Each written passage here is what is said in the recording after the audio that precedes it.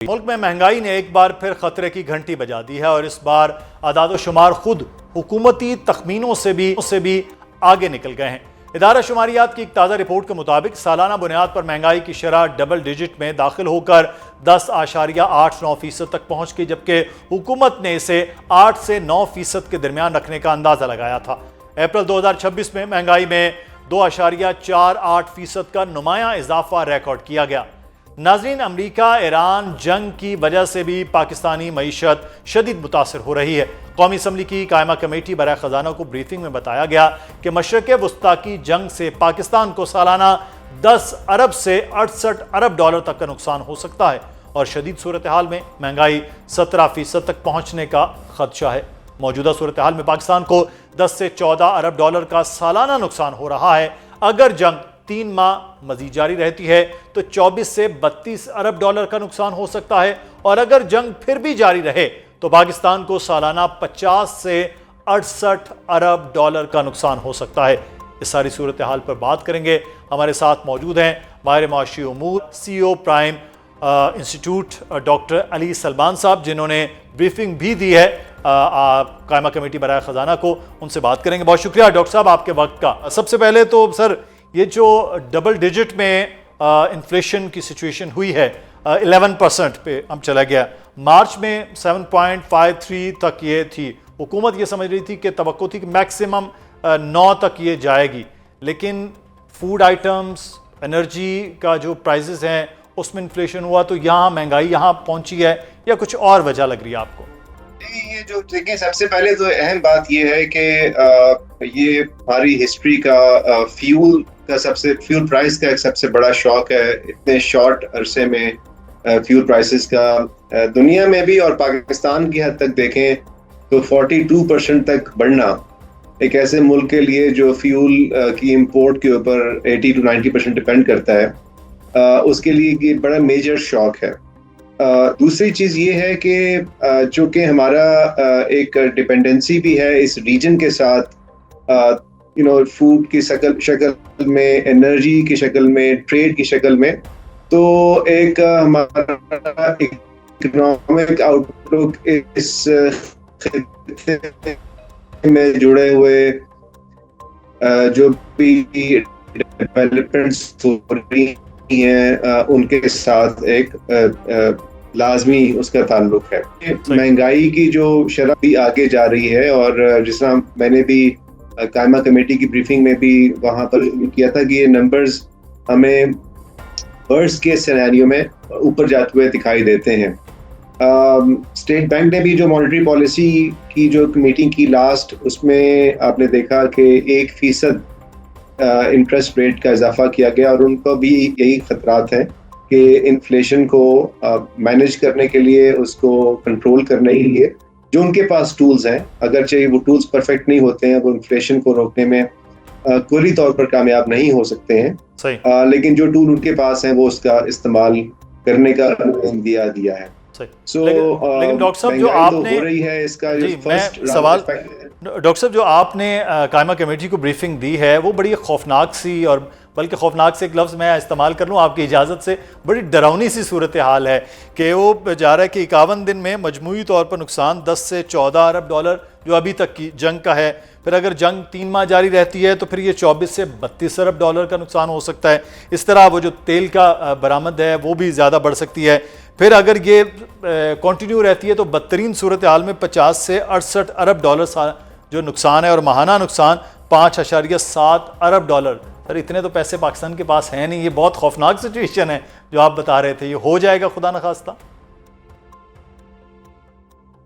देखिए, इसमें मुदस्सिर साहब, मैं इस बात की एक वजाहत बहुत ज़रूरी समझता हूँ और आपका मैं शुक्रगुजार हूँ कि आपने अपने प्रोग्राम में मुझे मदऊ किया। इस जो मैंने प्रेजेंटेशन दी थी उसमें मैंने एक इम्पॉर्टेंट क्वालिफायर ये पेश किया था कि ये 3 सिनेरियोज हैं और ये 3 सिनेरियोज की सालाना कॉस्ट हो सकती है, जिसको हम इकोनॉमिक्स में एनुअलाइज्ड कॉस्ट कहते हैं। ठीक। सो वो जो 51 डेज की हमने कैलकुलेशन की थी कि उस वक्त तक इतना हो चुका है माहाना बुनियादों के ऊपर। लेट्स से अगर $300 मिलियन आपकी एक्सपोर्ट्स में कमी हो रही है या रेमिटेंस में कमी हो रही है, क्योंकि हमारा 50% रेमिटेंस इधर से आ रहा है, गल्फ से आ रहा है, तो जो तबाही बची है तो उससे ज़्यादा रेमिटेंस में कमी होगी। तो अगर ये सूरत हाल जारी रहती है खुदा न खास्ता 1 साल तक, तो उसका नुकसान 10 से 12 अरब डॉलर पाकिस्तान को हो सकता है, ज़्यादा इंपोर्ट की शक्ल में, कम एक्सपोर्ट की वजह से, कम रेमिटेंसेस की वजह से, और जो हमारी एनर्जी की प्राइसेस हैं ऊपर जाने की वजह से। लेकिन अगर जो ऑयल की प्राइस है अभी वो 120 के करीब है, अगर वो खुदा न खास्ता 130 से चली जाती है, जो कि एक वर्स्ट सिनेरियो है, जो बिल्कुल एक आखिरी सिनेरियो है, वो ये है कि 150 डॉलर पर बैरल को टच कर देती है, और उसको हम कॉस्ट को एनुअलाइज करें, तो फिर वो रेंज डेवलप होती है, जो इसका मैंने जिक्र किया, जिसका आपने भी कोट किया। इसकी वजाहत आपके प्रोग्राम के तवज्जुह से मैं ये जरूर करना चाहता हूँ कि ये एक हाइपोथेटिकल सिनेरियो सही बिल्ड किया है। इसके लिए मैं जरूर साइट करना चाहूंगा पाइट के नामवर प्रोफेसर हैं जो मैंने इस्तेमाल की, भी मैंने यही किया था, लेकिन वो जो जिस खबर का उसमें ये चीज थोड़ी सी इस तरह प्रेजेंट हुई कि 51 दिनों में इतना लॉस हो चुका है। ऐसा नहीं है, अगर ये ट्रेंड्स जारी रहे तो फिर इससे इतना नुकसान हो सकता है। ये एनुअलाइज्ड लॉस की एस्टिमेशन। ओके, मतलब ये बड़ा क्लियर, क्योंकि पढ़ते हुए तो हमें बड़ा खासा नुकसान था कि ये तो इतने तो पैसे हमारे पास होंगे नहीं जितना हमारा नुकसान हो रहा है, तो इसका मतलब हम मजीद उसमें आएंगे। ये आपकी क्लैरिटी बड़ी ज़रूरी थी। लेकिन साथ ही साथ वे फॉरवर्ड क्या है हमारे पास? पाकिस्तान का तो अब इसमें हाथ नहीं है कि जो जंग हो रही है, पाकिस्तान के पास तो एनर्जी की सिचुएशन है, इंपोर्ट बिल हमारा बढ़ रहा है। वे फॉरवर्ड क्या है कि इस चीज़ को, जो इन्फ्लेशन है, उसको कंट्रोल किया जा सके और इस सिचुएशन से हम कम से कम इफेक्ट हों? जो पेट्रोल की प्राइसेस हैं वो हमारे कंट्रोल में नहीं है, और उसका हुकूमत को एब्जॉर्ब नहीं करना चाहिए, उसको पास ऑन करना चाहिए। उसका नतीजा ये निकलेगा, और जो किसी हद तक निकल भी रहा है, कि लोग, जो कंज्यूमर्स हैं, वो अपनी कंजम्पशंस को खुद एडजस्ट करेंगे, खुद कम करेंगे। अभी वजीर आजम साहब ने खुद भी ये बताया है लास्ट स्टेटमेंट में कि मुल्क में पेट्रोलियम की कंजम्पशन में कमी हो रही है, और लोग रैशनलाइज कर रहे हैं। प्राइस ऐसे ऊपर जा रही है तो लोग अपने कंजम्पशन को जरा रैशनलाइज कर रहे हैं, तो उससे ये एक ऑफसेट हो सकती है जो इन्फ्लेशन के ऊपर जो इसके असरात पड़ेंगे। दूसरा ये है कि पाकिस्तान के बड़ा मेजर चैलेंज ये आ गया है, टेस्ट केस आ गया है, कि हमने अपनी तमाम, एक डाइवर्सिटी नहीं है हमारी, ना एक्सपोर्ट्स में डाइवर्सिटी है, ना ही हमारी एक तरह से एनर्जी सोर्सेज में डाइवर्सिटी है।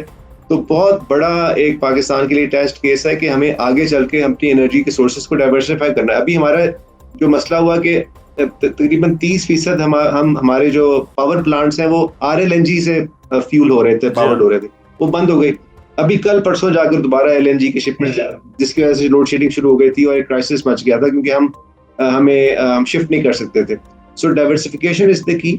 दूसरा, जो अभी हुकूमत ने एक अच्छा स्टेप लिया है, वो हुकूमत ने ईरान के साथ एक ट्रांजिट ट्रेड को ओपन कर दिया, जो 2008 से डिस्कशन चल रही थी पाकिस्तान ईरान की। वो अब फाइनली इस क्राइसिस मोमेंट में, इस वॉर के दरमियान ट्रांजिट खुला है, जो कि पाकिस्तान के लिए जो रास्ते अफगानिस्तान के सूरत हाल की वजह से बंद हुए थे, वो रास्ते खुल रहे हैं, खुल गए हैं, ना सिर्फ ईरान के लिए बल्कि सेंट्रल एशिया तक के लिए। हमने एक नई ओपनिंग की है, और इसको हमें बेनिफिट करना चाहिए अपनी एक्सपोर्ट्स को बढ़ाकर। और दूसरा, हमने जो एनर्जी पाइपलाइन का एक मंसूबा हमारा ईरान के साथ एक तरह से सस्पेंडेड है जी, वो अब उसको खोलने का और उसको रिज्यूम करने का बेहतरीन मौका है, जिसकी वजह से हमारी जो एनर्जी सप्लाईज हैं मुस्तकबिल में बेहतर हो सकती हैं।